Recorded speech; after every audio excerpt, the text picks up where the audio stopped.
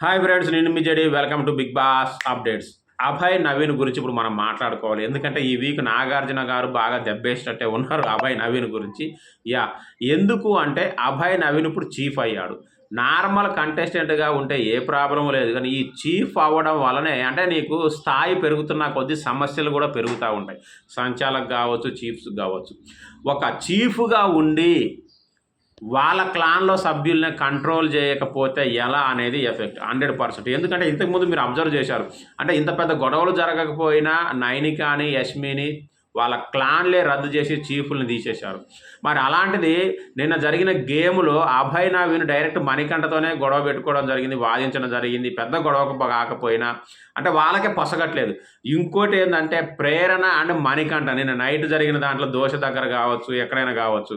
అంటే ఇక్కడ situations control తప్పుతూ ఉన్నాయి.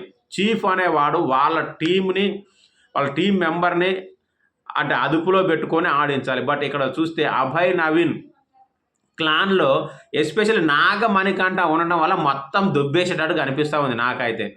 నాగమణికంఠ వల్లనే ప్రతి ఇష్యూ రేజ్ అవుతుంది. అది గుడ్ ఆర్ బ్యాడ్ పక్కన పెడితే ఏదైనా వస్తే చీఫ్ అనేవాడు అరే బాబు మనం కొట్టుకోకూడదురా నాయన, సైలెంట్గా ఉండండి, ఏదంటే మాట్లాడుకోవాలి, వద్దు తిట్టుకోవద్దు, అరుసుకోవద్దు అని చెప్పి ఇక్కడ చల్లబరచాలి. కానీ ఇక్కడ నాగమణికంఠతో మిగతా వాళ్ళు క్లాన్ సభ్యులతో పొసగట్లేదు అనేది మనకు చాలా క్లియర్గా తెలుస్తూ ఉంది. సో దీన్ని బట్టి నాకు తెలిసినంత వరకు వీకేలో నాగార్జున గారు క్లాస్ బీకొచ్చు, అవసరం అనుకుంటే క్లాన్ను కూడా రద్దు చేసి చీఫ్ను కూడా తీసేయడం జరుగుతుందేమో అని డౌట్ వస్తూ ఉంది. దీనివల్ల నా అభయ్ నవీన్కి కొంచెం మైనస్ అయ్యే సిచ్యువేషన్ కూడా ఉందని నాకు అనిపిస్తూ ఉంది.